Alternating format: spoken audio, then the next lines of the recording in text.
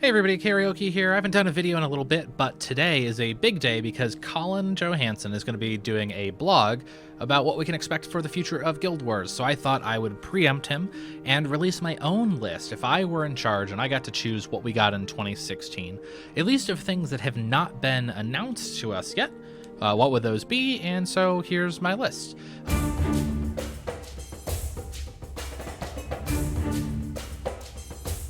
Number 10, I would like new LFG categories.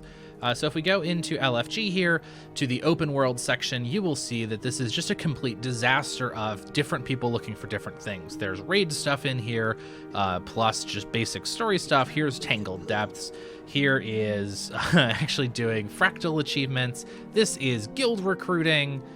The crazy amounts of stuff here. What I'd like to see is for them to first add a new raid category, which I think will be important. But then this living world, open world content section, instead of having this, break it down into different regions in each of the different maps and go ahead and create an LFG for each of the maps. So we'll have one for each of the 4 hot maps. We'll have one for each of the different maps in Quarteria. And just let people find things through that. Now you might need multiple sections. So instead of just living world or, Quarteria or Heart of Thorns, maybe do it by region. So we have one for the Megumo Wastes, we have one for Ascalon, one for Krita, whatever it may be, but we need more LFG categories.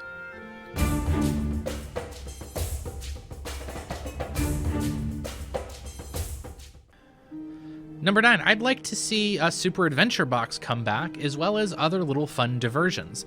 Now, when the game came out, they promised us lots of little mini games. So, for example, in Divinity's Reach, we were supposed to get a target shoot game. In Red Assume, we were supposed to get Polymock, and they even have an area for it. I'd like to see them start to add more little fun mini-game things into the game, to add those regularly, and I don't mind if they make them temporary content. This is always a difficult thing for people. Should temporary content be a thing, or should it always be there? I don't mind them making things like Super Adventure Box temporary, but they have to bring it back regularly. I remember when Super Adventure Box Season 2 came out, I was really busy and there was other stuff going on. I didn't have a chance to try it. And my thought was, okay, well, it'll be back in like 3 to 6 months or something, so I'll get to try it again. And then it's been years. I like the little fun side things, especially creative pieces of content, but it needs to come back on a more regular basis if they're going to make them temporary. Let's see more of that come in 2016.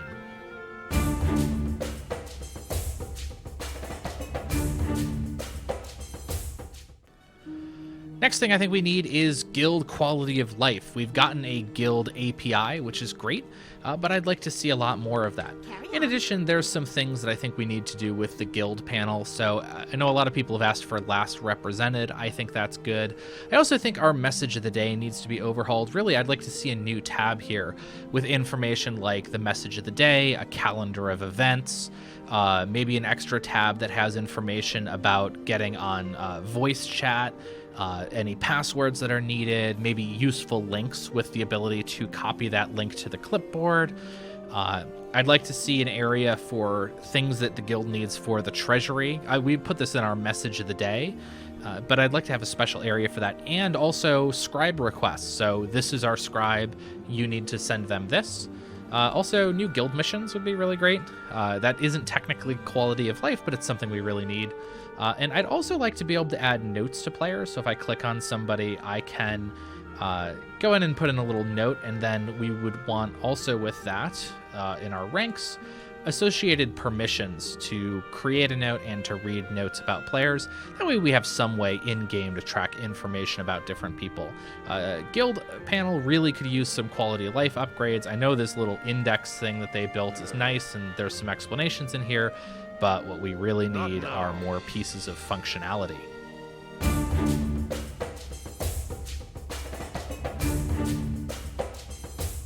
Number 7, I want to talk about the Living World. So we got Living World Season 2.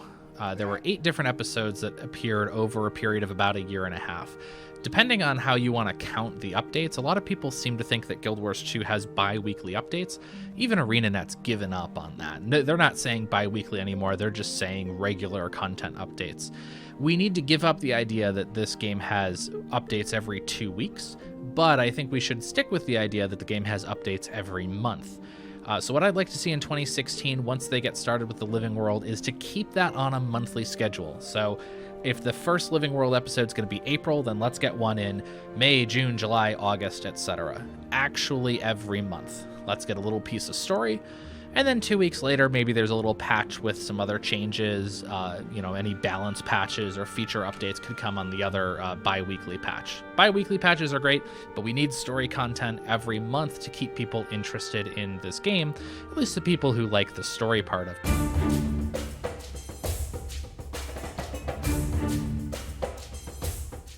So I know ArenaNet went through this whole thing where they were trying to redo Fractals, and that's great. The new systems are okay. I don't have any huge issues with them, but what we really need for Fractals are new content, new Fractal islands. We've basically had the same ones the whole time, minus one update that gave us some recycled content. I think in 2016, ArenaNet should try to release one Fractal island, one individual Fractal experience every quarter. So I think we should get 4 of them in 2016 and 4 of them in 2017 and 4 of them every year moving in the future. That sort of regular content keeps things interesting, and it lets them cycle out existing fractals as well as change the schedule up. So there's no reason the fractals we have now should remain at those particular scales forever. So every quarter being able to change it up by inserting some new scales and switching around the ones that already exist, I think that's great. I think it's going to give us a new, unique experience every time, and it's something that they should definitely try to do. Same thing for instabilities. Right now, the reuse of instabilities, I have to feel like something went wrong during the process of creating fractals, that they couldn't have actually decided to go from 20 instabilities down to just 7 and like that would be okay. We need more instabilities, and we need them to repeat a little bit less so that we have more fun play styles and more of a varied experience within fractals.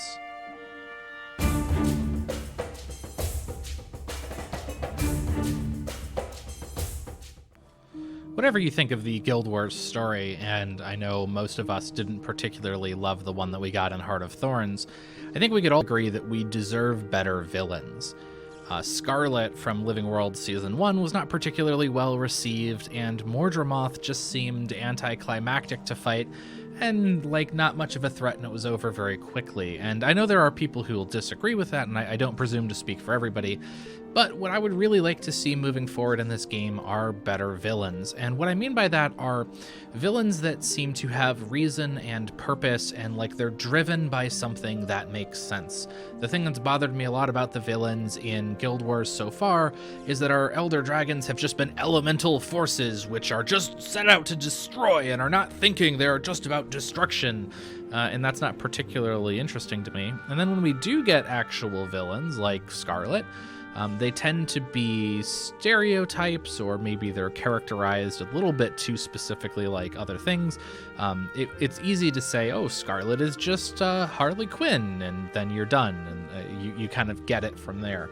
I'd like to see some interesting, unique villains in this game, and I'd really like to see them take characters that already exist and turn them into villains by forcing a particular situation on them.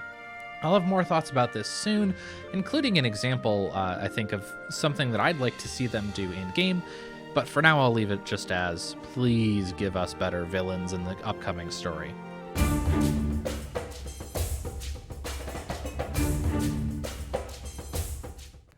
A lot of people make the claim that Dungeon Gold needed to be nerfed because of the economy. I'm not entirely sure that that's true. I would argue the economics on that a little bit with people. And even if you look at what the economist for ArenaNet, John Smith, has said, he's never strictly said that nerfing the gold was to change the ability for players to earn raw gold.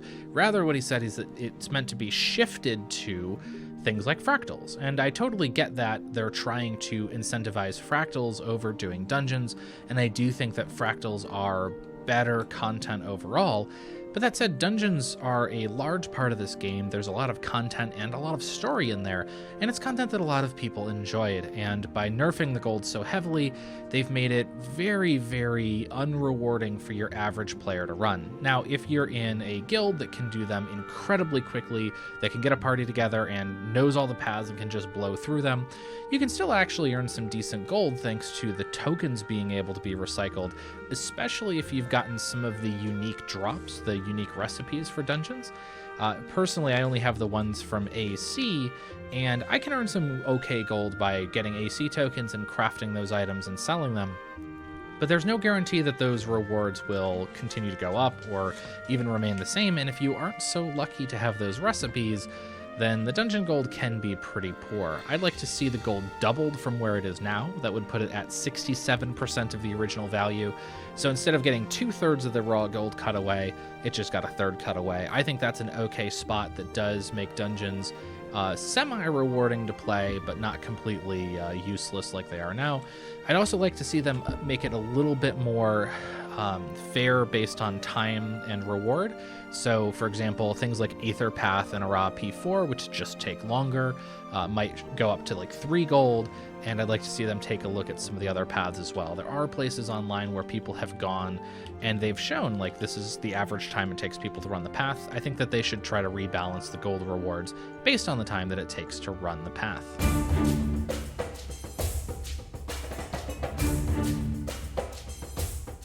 I think there's some real player quality of life things we could get as well. The one that everybody's always asking for is some sort of build template system, especially if you could share like you can in Guild Wars 1. That one's completely obvious, and it's shocking to me that we haven't gotten that so far. Also, the ability to stat swap runes and sigils on legendary gear. So if I have my sword here, I can select my stats. But I can't select runes or sigils. It'd be really cool if I could put a sigil in here, and then from that point on, that sigil is unlocked, and I'd be able to swap between it. That's really going to assist with people who are running multiple different builds or on multiple different classes, and they'd like for these legendary items to feel a little bit more legendary. And that's going to be huge when we get to legendary armor, because your runes are so important to your build. Having multiple sets of legendary armor obviously isn't going to be an option, but even if you're doing stat switching on legendary armor, there's no guarantee that your runes will stay the same across it. So we really need some sort of system for rune and sigil swapping on legendary gear. I'd also like to see a damage meter built into the game, even if just a personal damage meter, because it's a little ridiculous that we're having to run outside programs that screenshot our chat log in order to get damage numbers in this game. We have a combat log. There should be some changes made to it so that we can actually get a decent damage meter in-game that's accurate, that we know works, and that we can trust. I'd also like to see account bags, so either a bag slot or a bag itself that we can equip, and that bag slot will be shared across all of our characters on all of our accounts, or not on all of our accounts, all of our characters on the same account. And that bag slot, you can sell it on the gem store. Hey, charge me 2,000 gems for it. I'm down. I just want a way to be able to share items between characters so that any character I go to has those items available. There's a couple more things that I think could help. I right now am in the PvP arena, and we have all these decorations we can place. Why do I not have a training dummy? If I could place an indestructible target golem here, I could come up here and I could start to test my rotations and get damage numbers using my PvE stats.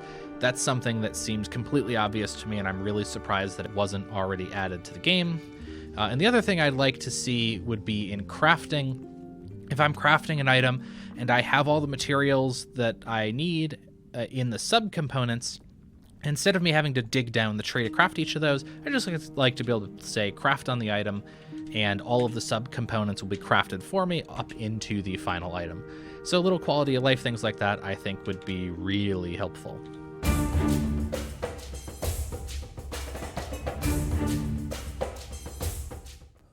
Laugh all you want about ArenaNet and esports, but the thing that this game really needs is more frequent balance updates. I know that ArenaNet is, they've committed to doing quarterly balance updates. I don't think that that's enough. I think we need major balance updates, maybe quarterly, but I really do think that ArenaNet needs to come in more often and fix some of the things that are obviously broken. Right now, we've got in PvP the craziness with Condi Revenant and with Bunker Mesmer, and they've kind of worked at those a little bit, but the season's almost over, and some of those things are still horribly broken. When it comes to PvE and raids, things like Berserker and the Minion Necro thing that you can do with Sabbatha are just completely ridiculously overpowered, and they just need to come down. Revenant's sword auto attack, I know they're looking at fixing it, but look at how long that lasted without being changed. We need the big balance updates to come quarterly, but we need updates probably more like every month for things that are broken. So what I think they should do is start to do those living story updates 1 week, and then 2 weeks later on the next patch, they should do some balance. They don't have to take the axe to things. They can do small 5 to 10% changes on skills and see how that works out. And if they've gone too far, they can always come back and undo it. But I think they need to be more active about making these balance updates for the good of the game.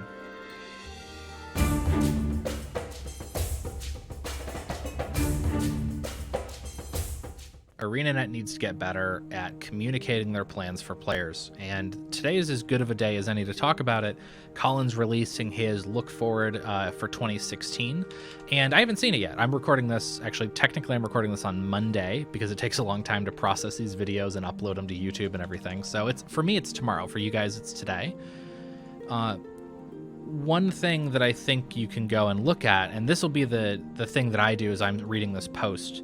Look at how many, go sentence by sentence, and just ask yourself, is this some sort of general thing like, we want to give you more content? Or is this a specific goal? We want to give you one new Fractal island per quarter, right? And I think the thing that frustrates me and a lot of other people is we get these general happy, we want to give you more statements that are not in any way a realistic idea for us of what we should be expecting. Yes, we want to do this soon isn't really useful. We are planning on doing this by this time is something that we can look at and evaluate, well, what does that mean for me? I'd like to see these look aheads come from Colin, not annually, because it's going to be another year before we get a feeling for what's going on with the game? No, let's do it quarterly. I think we should get these quarterly blogs from Colin.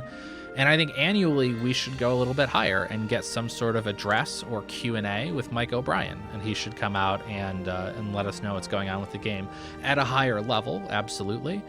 But I feel like the annual thing we should get should be Mike O'Brien, not Colin. And also, we ought to be getting bi-weekly Q&A on Guild Chat.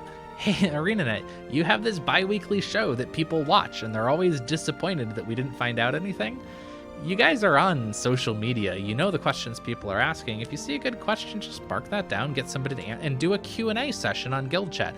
And by the way, do it up front. Start Guild Chat, be like, hey, we've been getting some questions from the community. We want to address these first, and then we're going to go and talk to. And so people who want to get the Q&A, because that's what they're interested in, they can tune out. And then people like myself who care about things like the sound production or the music or whatever can continue to watch, and they don't get to the end of your show and go, why did I not find out anything about the game? Any sort of news, Q&A, everything, do that up front, and then do your neat behind the scenes stuff for people who want it. So annual addresses from Mike O'Brien, accompanied with obviously a very carefully curated Q&A, but Q&A nonetheless. Quarterly state of the game updates from Colin with a look ahead of the next 3 months, but do them every 3 months. Bi-weekly Q&A on Guild Chat. That should be the standard that you guys try to set with communication. Players will be a lot more happy because they'll know that those things are coming and when they're coming. Hell, we didn't even know until very recently that we were even getting a 2016 state of the game, look ahead, whatever blog. Because there's a lot of inconsistency and there's not even good communication about the communication. This is something that it's not necessarily easy to fix. You have to set the goal and hold yourself to it. And if you come out and say you're going to do it and you don't, people will tear you a new one. But I think that those are important things moving forward for this game. So guys, that's my top 10 things I'd like to see in 2016. If you have any things that I did not address that you think are important, leave them down below. If you're watching this, there is one really huge thing that I completely didn't talk about, and that's World versus World. And that's because I have no idea what should be done with World versus World. I am somebody who enjoys it, although only occasionally. It is, for me, an important game mode, but one that I only play part of the time.